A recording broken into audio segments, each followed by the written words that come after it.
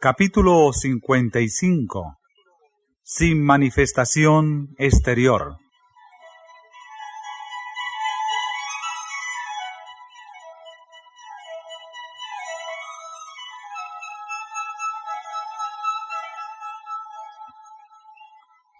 Algunos de los fariseos habían venido a Jesús y le habían preguntado ¿cuándo había de venir el reino de Dios?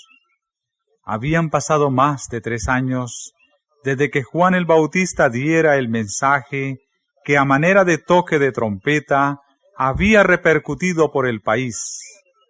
Arrepentíos, que el reino de los cielos se ha acercado. Y sin embargo, los fariseos no veían señal alguna del establecimiento del reino. Muchos de aquellos que habían rechazado a Juan y que a cada paso se habían opuesto a Jesús, estaban insinuando que su misión había fracasado.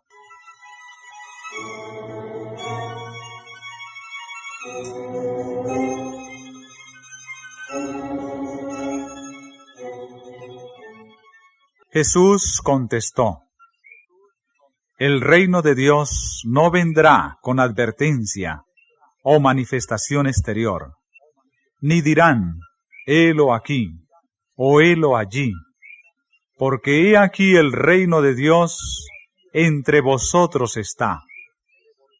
El reino de Dios principia en el corazón. No busquéis aquí o allí manifestaciones de poder terrenal que señalen su comienzo.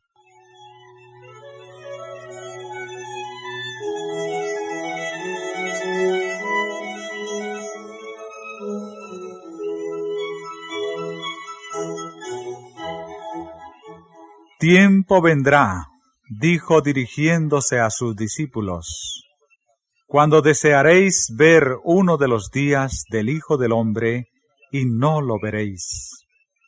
Por cuanto no va acompañada de pompa mundanal, estáis en peligro de no discernir la gloria de mi misión. ¿No comprendéis cuán grande es vuestro presente privilegio de tener entre vosotros, aunque velado por la humanidad, al que es la vida y la luz de los hombres? Vendrán días en que miraréis retrospectivamente y con ansia las oportunidades que ahora disfrutáis de andar y hablar con el Hijo de Dios.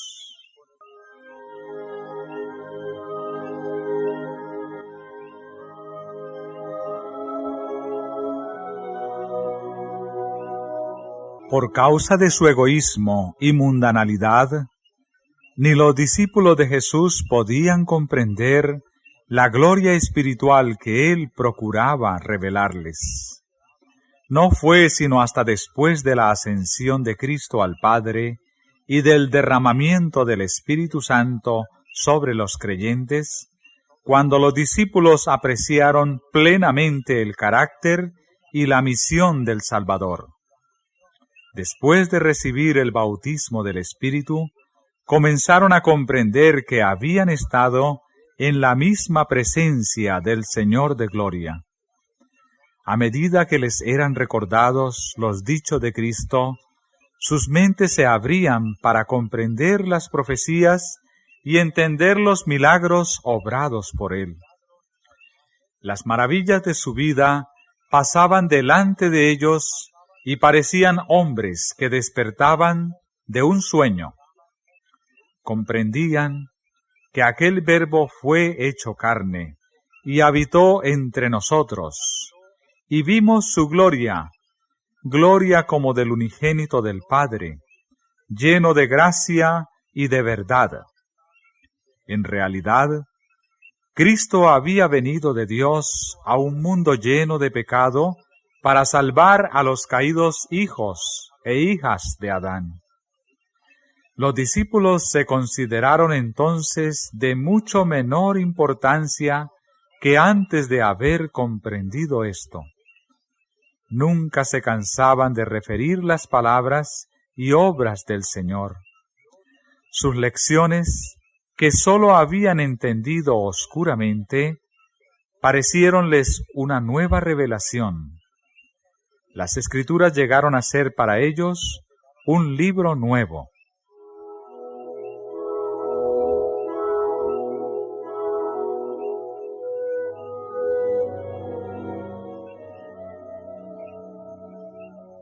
Mientras los discípulos escudriñaban las profecías que testificaban de Cristo, llegaron a estar en comunión con la divinidad y aprendieron de aquel que había ascendido al cielo a terminar la obra que había empezado en la tierra. Reconocieron que había en él un conocimiento que ningún ser humano podía comprender sin ayuda de la intervención divina. Necesitaban la ayuda de aquel que había sido predicho por reyes, profetas y justos.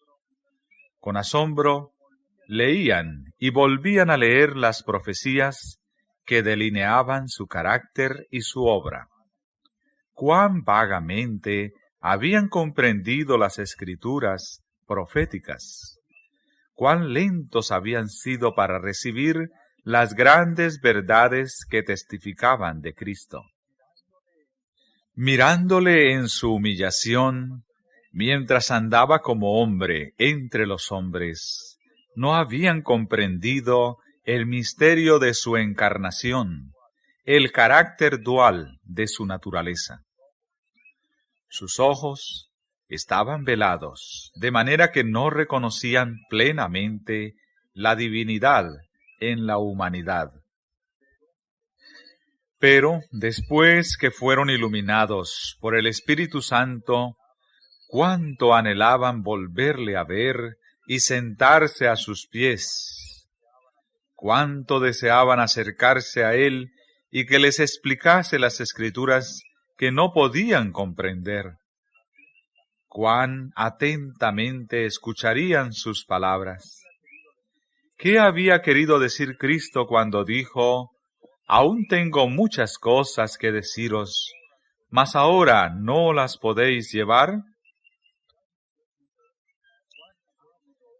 Cuán ávidos estaban de saberlo todo. Les apenaba que su fe hubiese sido tan débil, que sus ideas se hubiesen apartado tanto de la verdad, que habían dejado de comprender la realidad.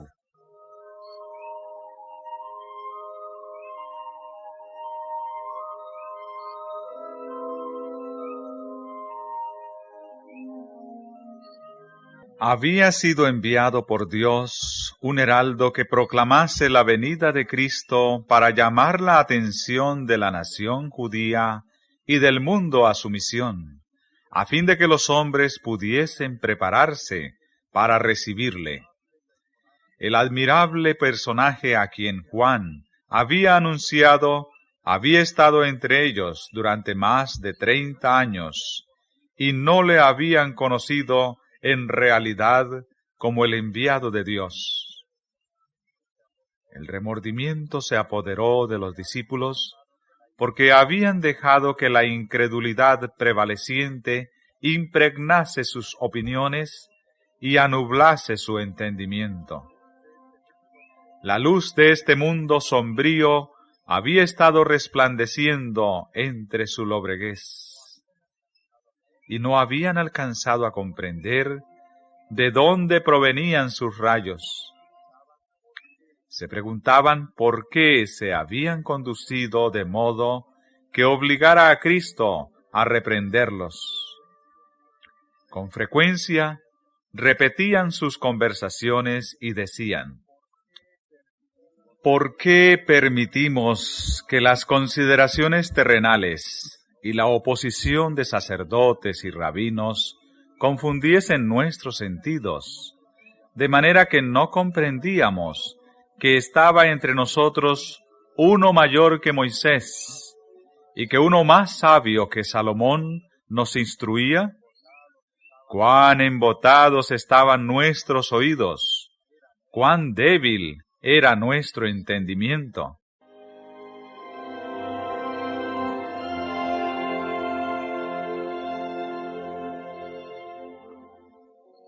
Tomás no quiso creer hasta que hubo puesto su dedo en la herida hecha por los soldados romanos. Pedro le había negado en su humillación y rechazamiento. Estos dolorosos recuerdos acudían claramente a sus mentes. Habían estado con él, pero no le habían conocido ni apreciado. Mas cuánto conmovían esas cosas su corazón al reconocer ellos su incredulidad.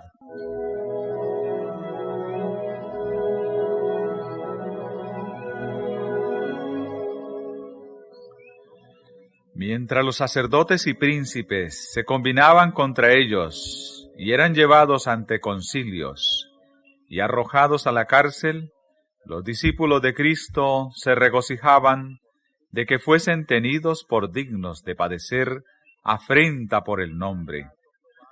Les era grato probar ante los hombres y los ángeles que reconocían la gloria de Cristo y querían seguirle aún perdiendo todo lo demás.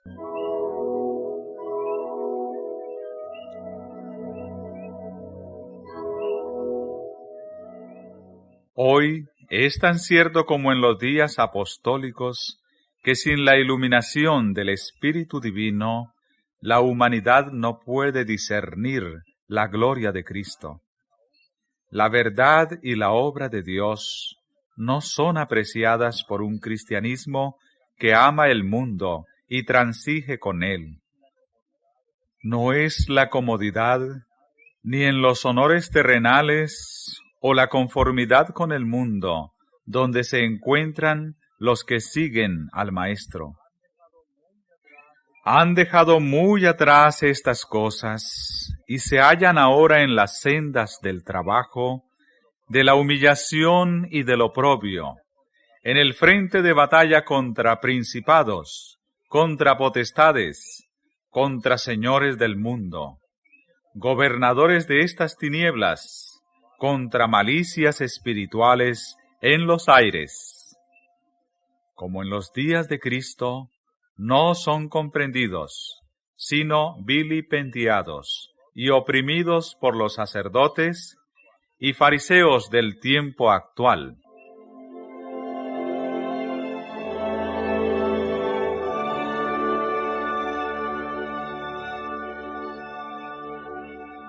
El reino de Dios viene sin manifestación exterior.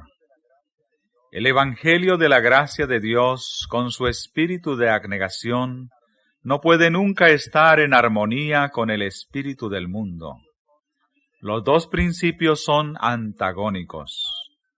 Mas el hombre animal no percibe las cosas que son del Espíritu de Dios, porque le son locura, y no las puede entender, porque se han de examinar espiritualmente.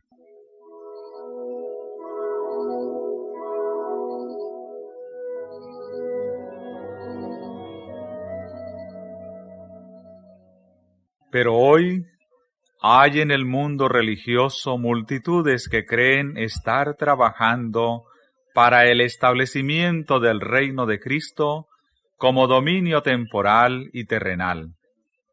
Desean hacer de nuestro Señor el Rey de los reinos de este mundo, el gobernante de sus tribunales y campamentos, de sus asambleas legislativas, sus palacios y plazas. Esperan que reine por medio de promulgaciones legales impuestas por autoridad humana. Como Cristo no está aquí en persona, ellos mismos quieren obrar en su lugar, ejecutando las leyes de su reino. El establecimiento de un reino tal es lo que los judíos deseaban en los días de Cristo. habrían recibido a Jesús si él hubiese estado dispuesto a establecer un dominio temporal, a imponer lo que consideraban como leyes de Dios y hacerlos los expositores de su voluntad y los agentes de su autoridad. Pero él dijo: mi reino no es de este mundo. No quiso aceptar el trono terrenal.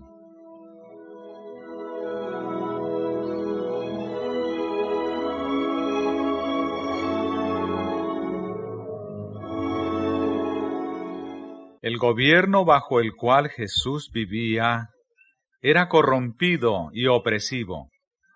Por todos lados había abusos clamorosos, extorsión, intolerancia y crueldad insultante.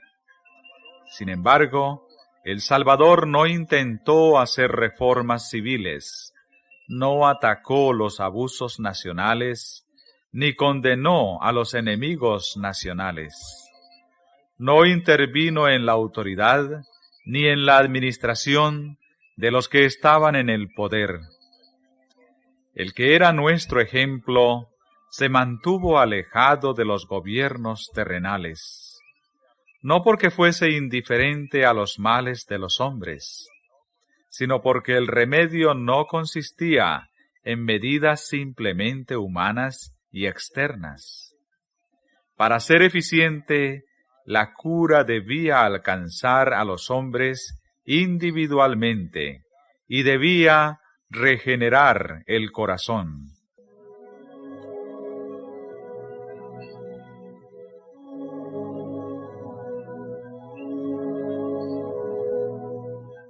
No por las decisiones de los tribunales o los consejos o asambleas legislativas, ni por el patrocinio de los grandes del mundo, ha de establecerse el reino de Cristo, sino por la implantación de la naturaleza de Cristo en la humanidad por medio de la obra del Espíritu Santo. Mas a todos los que le recibieron, dióles potestad de ser hechos hijos de Dios, a los que creen en su nombre, los cuales no son engendrados de sangre, ni de voluntad de carne, ni de voluntad de varón, mas de Dios. En esto consiste el único poder capaz de elevar a la humanidad. Y el agente humano que ha de cumplir esta obra es la enseñanza y la práctica de la palabra de Dios.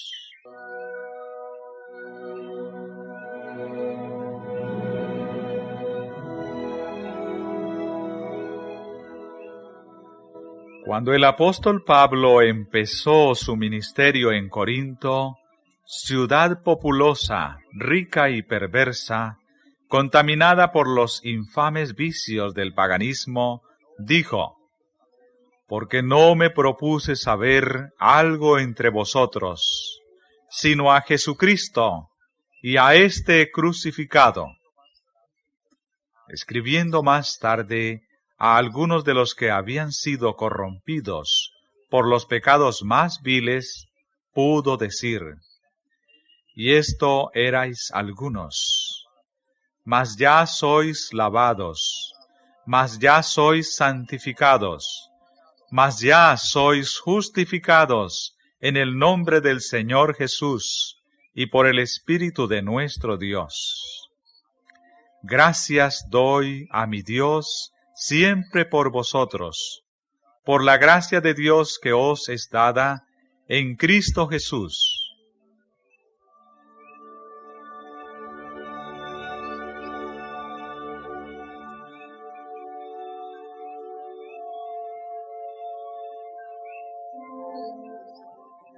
Ahora, como en los días de Cristo, la obra del reino de Dios no incumbe a los que están reclamando el reconocimiento y apoyo de los gobernantes terrenales y de las leyes humanas, sino a aquellos que están declarando al pueblo en su nombre aquellas verdades espirituales que obrarán en quienes las reciban, la experiencia de Pablo. Con Cristo estoy juntamente crucificado, y vivo, no ya yo, mas vive Cristo en mí.